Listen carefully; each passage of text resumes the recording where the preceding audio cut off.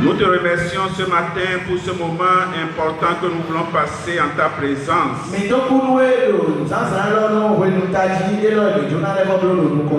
L'heure a sonné afin que nous puissions écouter ta parole. Et ta parole est vie et vérité.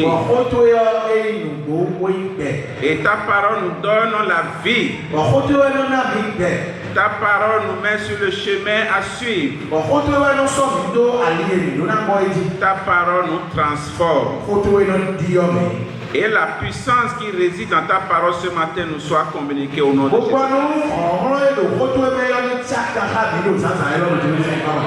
Mon interprète et moi, nous ne sommes qu'un canal de transmission de ta parole. Agis puissamment au milieu de nous. Et prends le contrôle absolu au nom de Jésus. Et tout esprit contraire à ta volonté ce matin, nous prenons autorité sur tous ces esprits, qu'ils soient soumis à ton autorité au nom de Jésus. Ainsi soit-il au nom de Jésus-Christ. Amen. Veuillez vous asseoir, bien-aimés. Je vous salue tous encore ce matin dans le beau et précieux nom de notre Seigneur Jésus-Christ.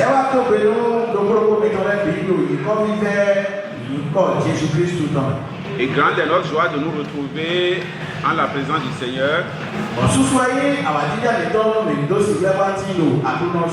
pour célébrer ce culte.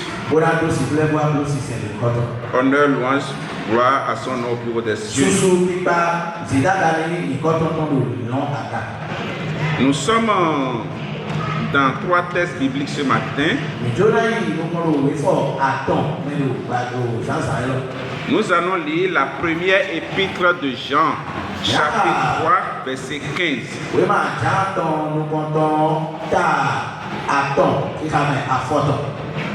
La deuxième lecture va se trouver dans le livre de Proverbes, chapitre 10, verset 12.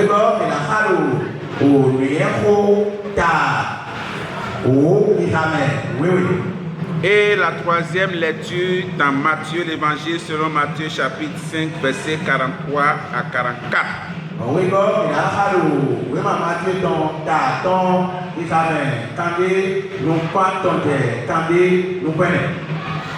Je vous ai ma version.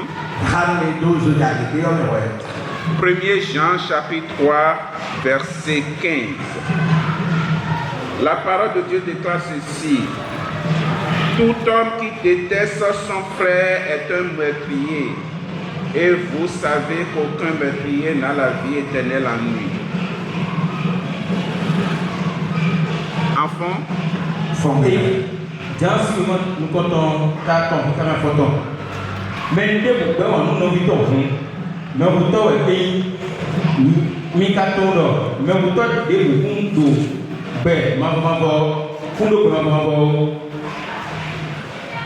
La deuxième lecture dans Proverbes chapitre 10, verset 12. La haine excite des querelles, mais l'amour couvre toutes les fautes. Amen.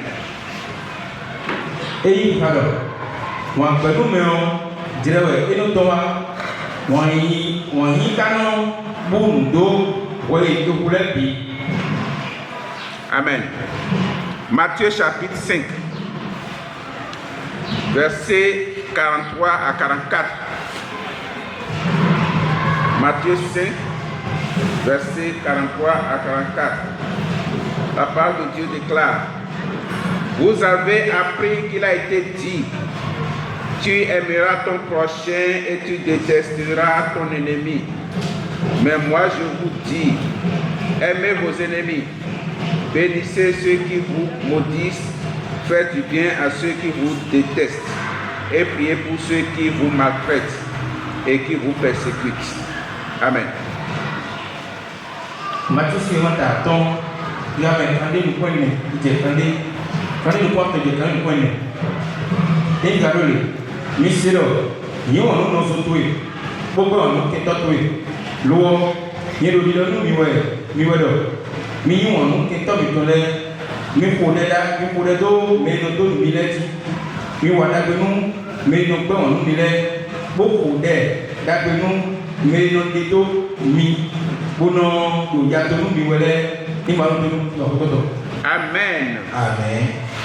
Bien-aimés dans le Seigneur, Mais on a la plus non. le thème sur lequel je voudrais vous entretenir ce matin, chrétien, bannis la reine de ta vie. Chrétien, bannis la reine de ta vie. Bien-aimés dans le Seigneur, aujourd'hui, le monde est vraiment confronté à la reine et cela prend une proportion très inquiétante.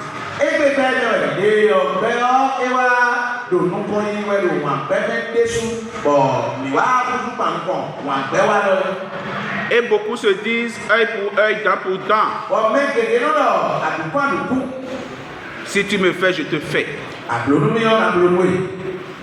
Où va ce monde si l'on adopte ce genre de comportement? Qu'est-ce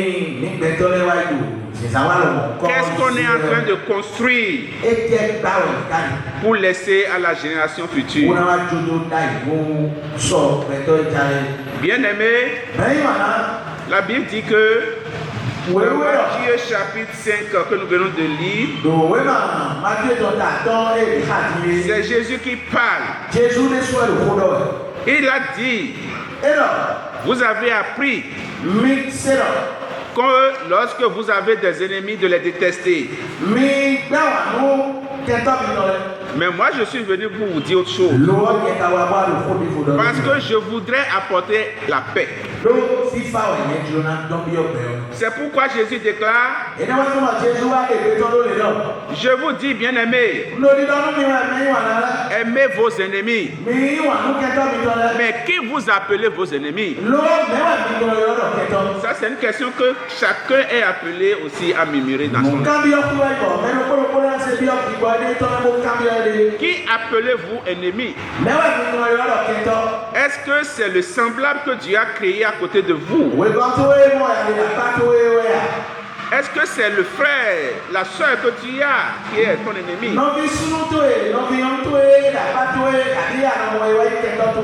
Nous avons un seul ennemi. C'est le diable. Alléluia. Chers bien-aimés, n'oublions pas le thème sur lequel nous nous entretenons ce matin. Chrétien, bannis la reine de ta vie. C'est quoi la reine, chers frères et sœurs? Et comment cela se manifeste dans la vie de quelqu'un? Et en tant que chrétien, que dois-je faire pour bannir cette reine de notre vie? Ce sont autant de questions sur lesquelles nous allons essayer de décortiquer. Bien-aimés, la reine, c'est un état de colère réfléchi et permanente qui veut du mal à quelqu'un.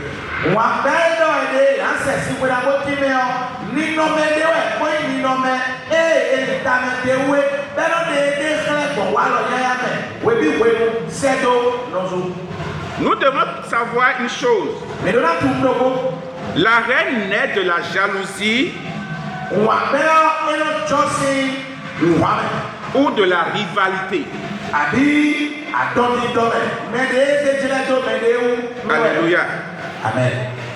Elle est présentée comme un désordre spirituel dans la vie du chrétien.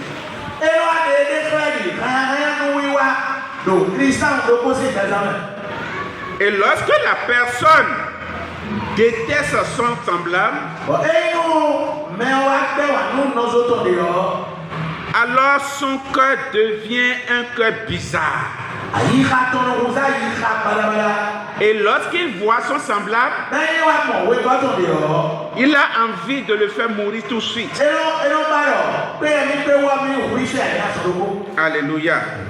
Comment se manifeste alors la reine dans la vie de quelqu'un? Je vais partager 7 choses avec toi. Lorsque quelqu'un est nourri de la haine,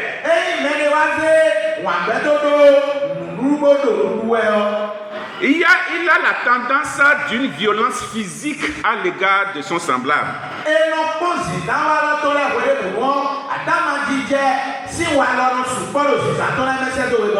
C'est des agressions tous azimuts.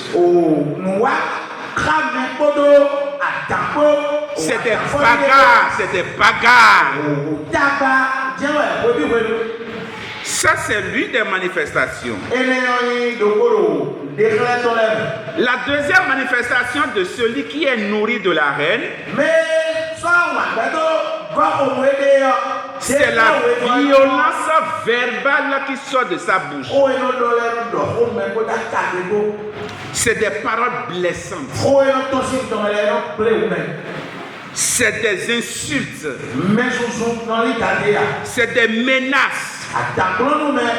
C'est des propos discriminatoires. C'est des médisances vis-à-vis de l'autre.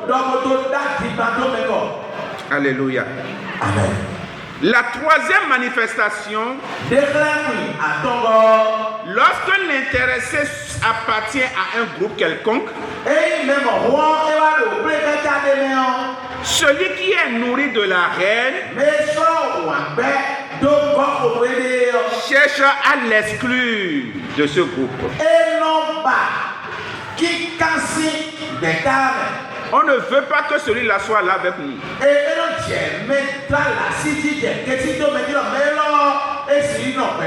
On cherche pas tous les moyens pour l'exclure.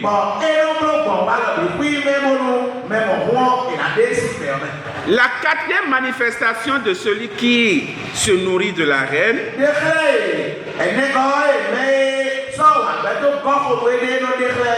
vous allez voir que vis-à-vis de son semblable, il a du manque de respect en son égard.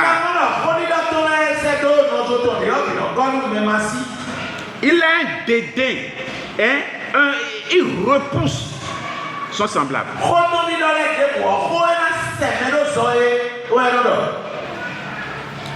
La cinquième manifestation, c'est le racisme. Ce sont des attitudes, des comportements qui sont révélés et on voit une ségrégation vis-à-vis de telle ethnie, de tel groupe.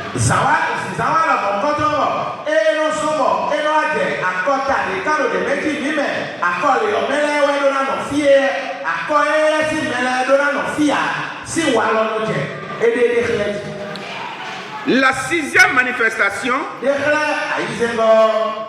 c'est l'intolérance. On ne tolère pas les différences qui existent entre nous.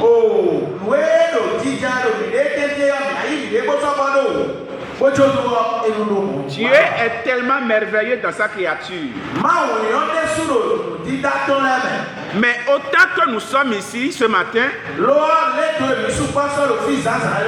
mais nous n'avons pas les mêmes choses. Nous n'avons pas les mêmes comportements. Nous n'avons pas les mêmes manières de penser. Nous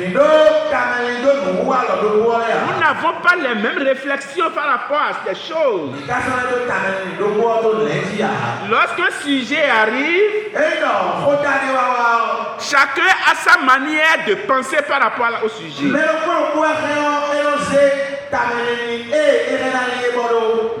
Mais celui qui est nourri de la haine,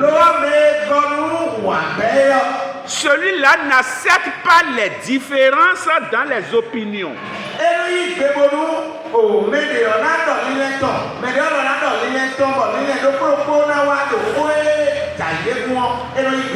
Il rejette systématiquement tout ce que en bien et en mal, tout ce que les autres disent.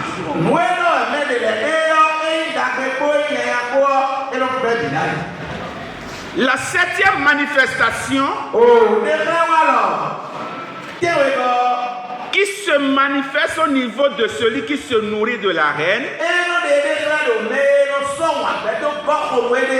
C'est la vengeance, l'esprit de vengeance. Alléluia. Celui-là a le désir des représailles.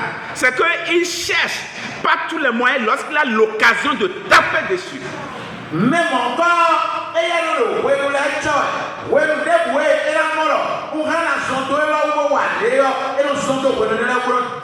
si quelqu'un commet un mal et que l'intéressé est nourri d'une haine, il profitera donc de l'occasion pour taper dur.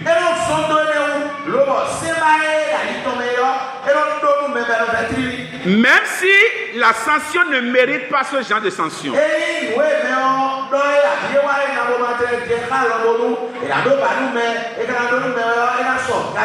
Parce que la haine qui est dans son cœur, il faut qu'il l'exprime maintenant.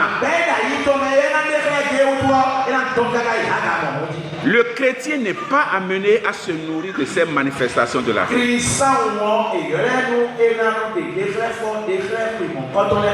Et la Bible nous déclare ce matin que celui qui déteste son frère n'a pas la vie éternelle en lui. Alléluia. Alléluia. Et nous voyons dans la Bible deux exemples que je vais partager avec vous ce matin. Nous avons vu Caïn et Abel dans le livre de Genèse. C'est la jalousie de Caïn qui l'a amené au meurtre de son frère Abel.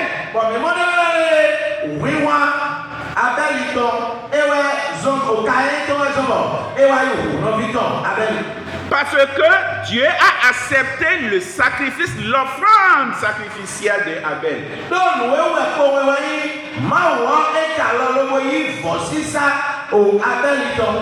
Et comme Dieu n'a pas accepté l'offrande de Caïn, Caïn s'est fâché et il a été nourri de la haine. Et Dieu a vu déjà dans son cœur ce qu'il allait faire. Et lorsque Caïn a commis le crime de meurtre sur son frère,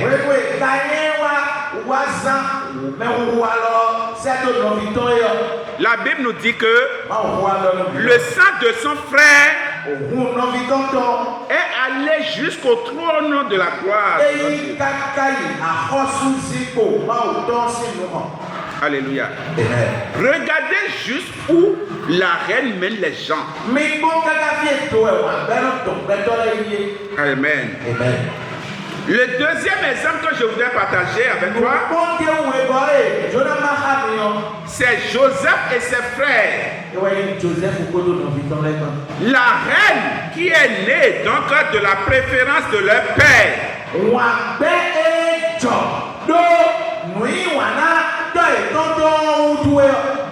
Et c'est ça qui a amené les blessures familiales qui ont entaché les frères de Joseph jusqu'à livrer leurs frères.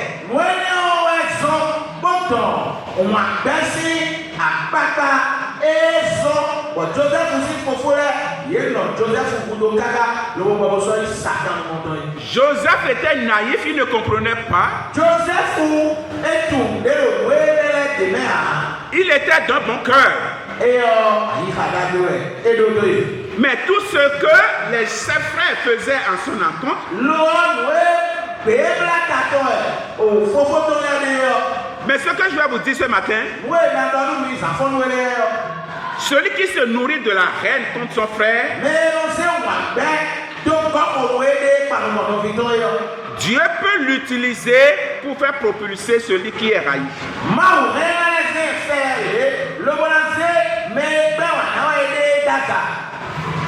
Et toi, tu vas penser que tu es en train de l'enliser davantage. Mais c'est Dieu qui va l'élever.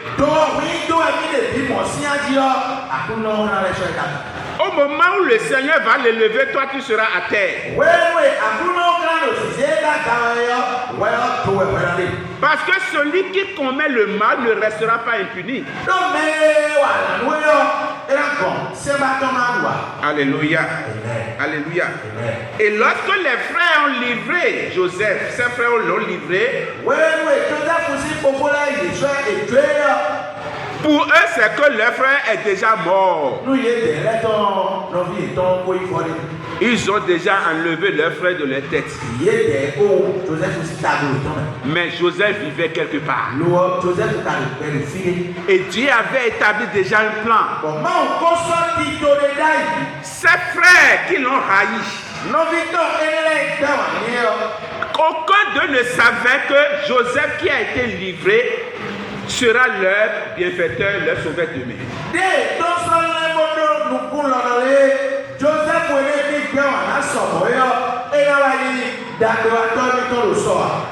Celui qui se nourrit de la reine Mais sọ̀wọ́ àgbẹ̀tò kọ́ òwúlé yọ. oublie que celui qui est haï, si Dieu est avec lui, qui sera contre lui, Dieu va l'élever davantage. Ewu nínú rẹ̀ máa wù lọ́rọ̀ mẹ́ mímá gbẹ̀wà náà yọ mẹ́rin kùsìkú gbẹ̀wà ní o wù gbọ̀mọ̀ èrò wà gbẹ́ni rẹ̀ ọ ló máa wù má gbẹ̀wà ní àwùjọ iná rẹ̀ lò sì dáadáa òjijì. Toi qui se nourris de la reine envers ton semblable, Ilé sọ̀wọ́ àgbẹ̀tò kọ́kọ́ olúwìdé pàmùkọ̀ náà sótó yọ. laisse-moi te dire ce matin, Bọ́lú màdọ́nù ẹ̀rù ẹ̀. et je prie au nom de Jésus-Christ de Nazareth, Ọ̀nìyàdò dẹ́kun ẹ̀dọ̀ yìí kọ̀ Jésù Kristu Nazareth dọ̀bẹ̀. Dieu va transformer cette reine avec ton semblable pour l'élever davantage. Mọ̀wù náà díọ̀ àdánù wà gbẹ́rẹ́ lọ́tọ̀ wà dé ló máa lẹ́sọ̀ ẹ̀dá gàdàgà yìí jì. À moins que tu l'abandonnes Àdàbò àtúndó. pour que Dieu puisse te faire grâce, miséricorde. Bọ́lú máa ò ní sìnkú wà jọmíọ́. Parce que la Bible dit que Ló máa ò gbọ́dọ̀. celui qui a dans son cœur la reine et qui se nourrit de cette reine Mẹ́ẹ̀ẹ́dọ́ wà gbẹ́rẹ́ yìí ká tán lọ sọ wà gbẹ́rẹ́ ọdún náà dùgbò dé yọ. ne pourrait avoir la faveur divine. Èsì kú mọ̀ jọ mẹ́ ńlá òkúrú mẹ́ máa ń tán. Parce que la reine est désastreuse. Ló wà gbẹ́ ọ eyín ìdè lówó yíyáná. Et la Bible, lorsque nous regardons dans les Saintes Écritures, Bẹ́ẹ̀ ni gbọ́ òwe wíwé ọmọ ẹ̀. la reine est incompatible avec la marche avec Dieu. Wà gbẹ́ ọ àgọ́jẹnu wẹ̀ eyín do gbẹ̀zán gbọ́dọ̀ máa wò. Et dans 1 Jean chapitre 4 verset 20, Ọ̀dọ̀ wíwà òjá tọ̀nù kọ́tọ́ tá a lè ka fún ọ. la part de Dieu qualifie la reine du mensonge spirituel. Máa wọ epo pẹ̀lú wà gbẹ́ ọ̀dọ̀ o àdìgbà ló gbígbọ́ dàlù. Celui qui prétend aimer Dieu, Mẹ́ẹ̀ẹ́dọ́mí wà ló máa wọ̀. tout en haïssant son frère, Lówó ká gbẹ́ wà ló tọ́ sọ́tọ́. est un menteur. Àdìgbà náà wẹ̀. Et le menteur n'a pas sa place dans le royaume des cieux. Àdìgbà náà ká ló tẹ̀lé tọ́ lò náà. Et dans 1 Jean chapitre 2 verset 9 à 11, Bọ̀dọ̀ wíwà já tọ́ olùkọ́tọ́ tàwé ìkàmẹ̀ òwò sọ ìwé ló wọ́. celui qui hait son frère, Mẹ́ẹ̀ẹ́gbẹ́ wà ló lọ sọ́tọ́. la Bible dit que celui-là marche dans les ténèbres. Mbáwo kọ́lá lé mẹ́mọ̀ wọ́n èlò sọ ní ẹ̀dá kúrú gángan mẹ́. Et celui-là est aveuglé. Lóbọ̀ mẹ́mọ̀ kọ́ eyín òun fa. Parce que celui qui est aveuglé Lọ́mẹ́ eyín òun fa. ne peut rien voir lorsqu'il marche. Èsì fún mọ̀ nílé kú pẹ̀lú èlò sọ ní ìlú ẹ̀yà. Mais lorsque tu es dans les ténèbres Lọ́wọ́ eyín àlò àbúrú gángan mẹ́. et que tu marches, Bọ́lọ̀ sọ ní ìlú ẹ̀yà. tu peux cogner facilement un obstacle. Akẹ́wọ̀n àlàyé gbá lóde. Parce que tu ne vois rien. Ló àlòdè mọ́ ẹ̀. Alléluia. Amen. Et la Bible qualifie de celui-là la personne qui marche dans les ténèbres. Bọ̀ máa kó èso mẹ́rin sọ́dọ̀ lápàdé mẹ́rin òsán ní ìbọ̀nsẹ̀ fún mẹ́wàá yìí. Dans 1 Jean chapitre 3 verset 15, Lòwe mà jákọ̀ ní kọ́kọ́ tá a tọ́ sábẹ́ àfọ́tọ́. la Bible qualifie également Máa kó lẹ́ zémẹ́rẹ́ tó lápàdé. la reine comme quelqu'un qui commet le meurtre. C'est un meurtrier. Celui qui a la reine en lui est un meurtrier. Èrò nínú ọ̀rọ̀ lé mẹ́ẹ̀ẹ́dọ́wà gbẹ́dọ̀ ilé mẹ́yọ gbẹ́dọ̀ mẹ́kútọ́ mẹ́kú bíbátọ́ ẹni. Et quiconque est son frère est un meurtrier. C'est ce que dit la parole de Dieu. Máa kó lọ lé mẹ́ẹ̀ẹ́dẹ́gbò ẹgbẹ́ wà nínú oṣù tó yọ gbẹ́dọ̀ mẹ́kú bíbátọ́ ẹni. Alléluia. Toi qui m'écoutes ce matin, Wọ́n mẹ́rin ò ṣiṣẹ́ kóyọ̀ èrò sàṣà lọ. comment peux-tu faire Nẹ́ẹ̀mú wa ká kánà kúrò fẹ́. pour pouvoir vaincre la reine de ta vie? Bọ́lá nílò wà gbẹ́ jí sí ìgbẹ́sàn tó wé. Alléluia. Amen. La délivrance de la reine Ká tuntun mọ́ sí wà est basée sur l'action divine et la responsabilité personnelle.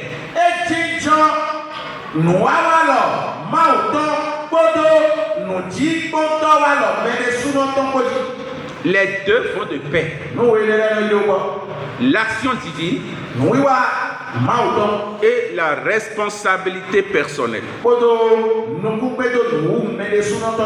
Lorsque tu fais du mal, c'est de ta responsabilité devant le Seigneur et de dire j'arrête cela.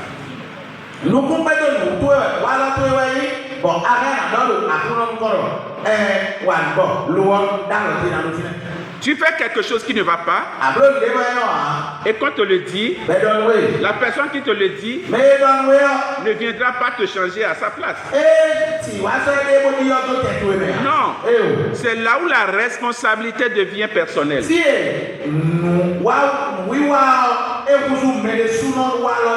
Et c'est en cela qu'on dit le salut est personnel, le salut n'est pas collectif.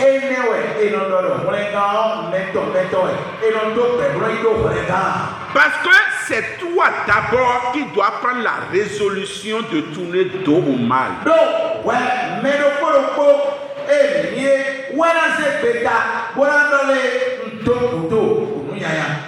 Et lorsque tu prends la résolution, l'action divine commence par agir dans ta vie. Un travail démarre dans ta vie. Le processus de transformation commence dans ta vie. Toi qu'on connaissait de telle façon, les gens vont commencer par t'observer autrement.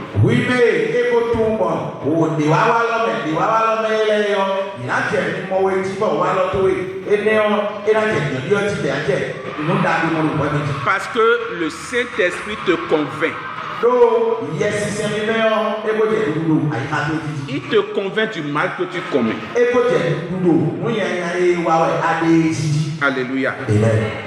Trois points importants dans le processus de vaincre la haine.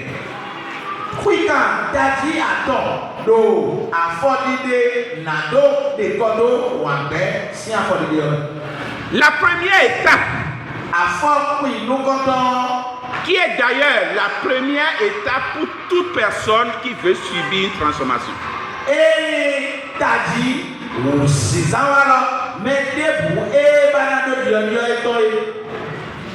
Si tu fais quelque chose et que tu vois qu'en toi-même tu as des faiblesses,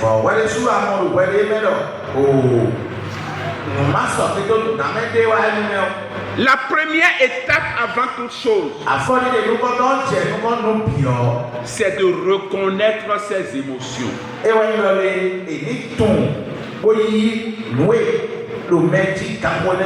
Parce que si toi-même tu ne sais pas que ceci n'est pas bon, tu ne peux pas rentrer dans le processus de transformation.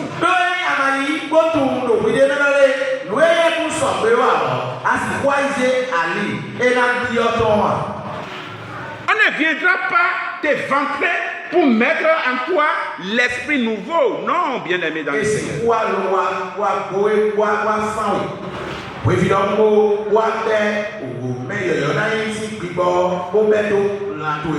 La première étape avant toute transformation dans la vie de quelqu'un,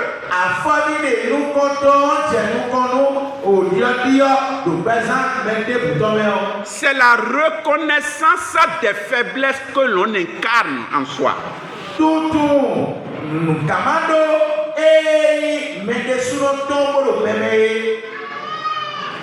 C'est l'honnêteté que toi-même tu dois être animé vis-à-vis des faiblesses devant Dieu.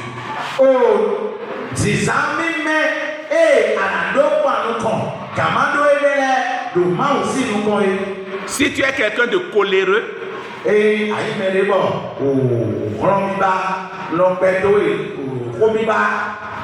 et que toi-même tu ne reconnais pas que tu es coléreux,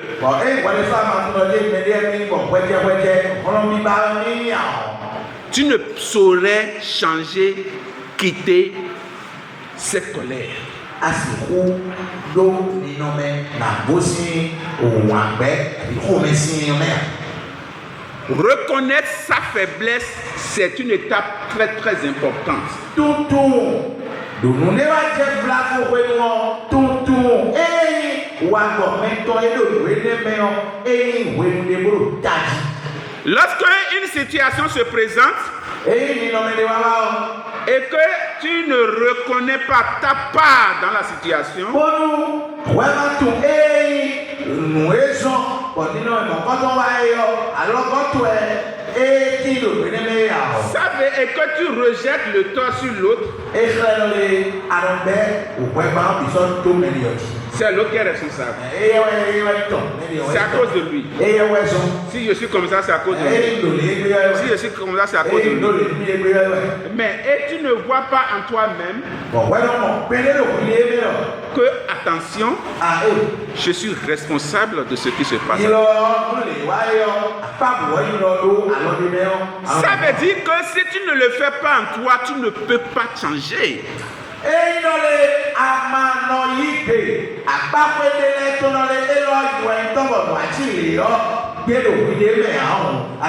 Tu ne peux pas changer. Et tu vas toujours incriminer les autres pour dire que ce sont eux qui sont les auteurs.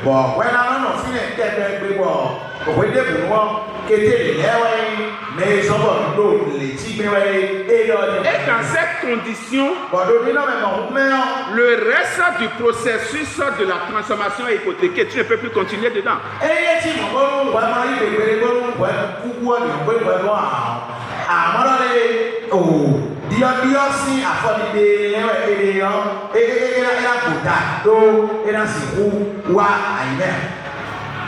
Et lorsque l'on ne reconnaît pas que j'incarne la reine en moi-même, cette reine s'infecte. C'est comme une plaie qui va devenir un ganglion. Alléluia.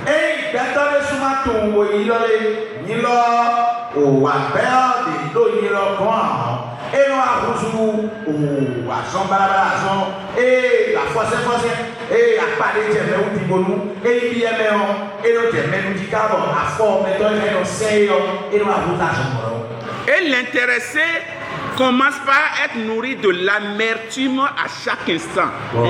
Même si on ne lui dit rien, vous voyez qu'il est nourri de l'amertume. Il n'est pas content de lui-même. Il est là et il est révolté à chaque moment. Même encore,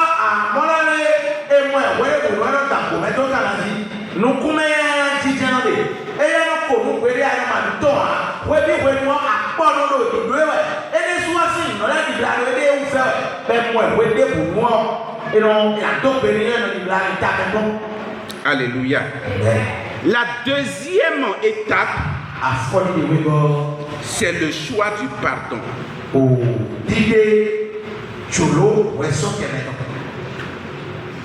Lorsque vous devez vaincre la reine, cela passe nécessairement par le refus de la rancune.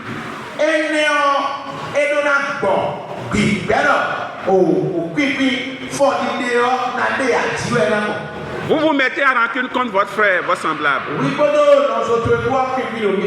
Qu'est-ce que vous y gagnez, frères et sœurs? Vous allez où avec ça? Qu'est-ce que vous irez dire? Alléluia. Donc, le fait de refuser la rancune est aussi une étape importante pour vaincre la reine.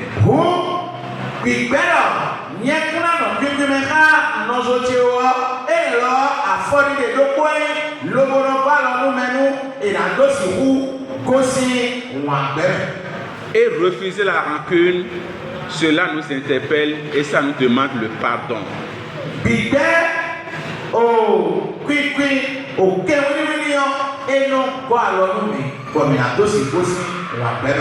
C'est une obligation, bien aimé. Parce que rappelons-nous que Christ, Jésus-Christ, Jésù Kristo est le premier à pardonner l'homme sur la croix de Golgotha. ewe yi menu kɔtɔ esɔwɔ ɛgbɛtɔ le ko so Golgotha tɔdie En disant ceci, buadɔ yi lɔ Père, tɔ pardonne-leur sɔwɔ ɛgbɛtɔ car ils ne savent pas ce qu'ils do font. yi to bi wa wɛ yi. Et toi, qui es la créature de Dieu, Wẹ́bẹ̀ ká ẹnu dídá máa wí ní ọ̀tọ̀ yẹn. Dieu te dit, aime ton prochain comme toi-même. Máa wò ká dọ́dọ̀ rẹ̀ yí wà nínú ọ̀sọ̀ tó ìwúrí sínú náà. Et c'est le plus grand des commandements. Bọ̀ ẹni wá ká yí gbèdéde dá fún ewu ká gbèdéde rẹ̀. Ton semblable que tu vois Nọ́sọ̀ tó yẹ mọ́ ya lé yọ.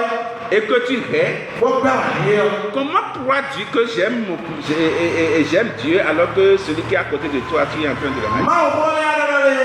Nẹ́wà kẹ́nà gbà wà nínú ọ̀sọ̀ tó yẹ mọ́ lọ́dún kú wà lè. Bó ká wà lọ́dọ̀ ní wà ní máa wọ ẹbí máa lò ní mọ́ lọ́dún kú wẹ̀ àìgbọ̀n. Là, tu es un trompeur, tu es en train de te tromper toi-même. Alléluia. Alléluia. La troisième étape, qui est l'étape ultime pour tout chrétien dans la vie permanente,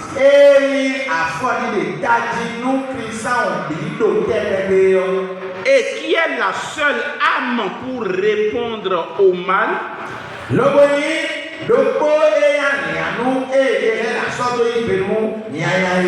c'est l'amour. Lisez-moi Matthieu chapitre 5 verset 44.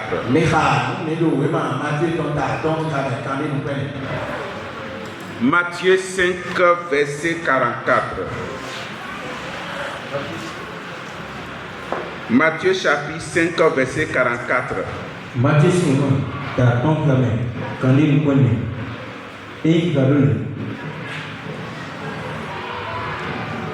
l'eau ni le leader nous miwedo mi wonu kento mi tole mi kole do me no to mi lati mi wa da pe nu me no pe wonu mi le bo ko de da pe nu me no de to mi bono do ya to mi wele ni ba do ka hoto. Amen. C'est Jésus qui parle dans ce verset. Mon frère, ma soeur, comment tu réagis vis-à-vis de ton semblable lorsqu'il y a une situation de différence qui vous oppose?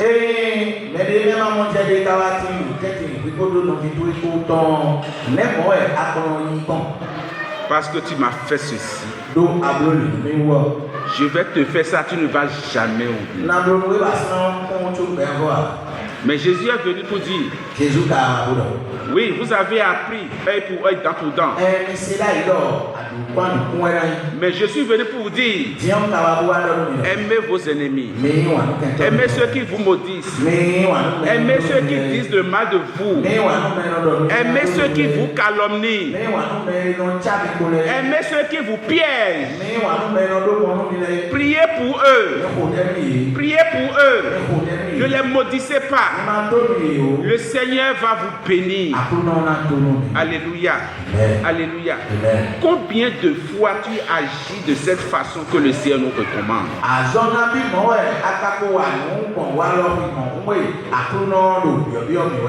Lorsque ton frère fait quelque chose, tu le prends automatiquement comme ton ennemi. Non. Tu vas où avec ça? Tu ne peux pas le prendre comme ton ennemi. Il faut l'aimer. Aime-le comme tel. Il ne faut pas lui répondre le mal, pas le mal. Aimez-vous les uns les autres. Aimez-vous les uns les autres. Ta maman que tu as rejetée il y a des années, aime-la. Ton père que tu as rejeté parce qu'il y a ça, aime-le. Aimez vos parents pour que votre vie soit prolongée. Quels que soient les problèmes qui vous opposent, développez l'amour entre vous. Aimez vos enfants. Aimez-vous les uns les autres. ní ìwà ló mi lé lẹ. À l'église, dans la maison de Dieu. àgùnbò báwo sí pé gbé ọ. Aimez-vous les uns les ní autres. ìwà ló mi lé lẹ. C'est ce à quoi le Seigneur nous a appelés. wéwẹ̀ àkúná yọrọ Et bìí. c'est le plus grand des commandements. ẹnẹwẹ̀ yín gbìyànjú dáhùn. Tiens-toi debout, nous allons prier. títí ìlú ní ẹ̀kọ́.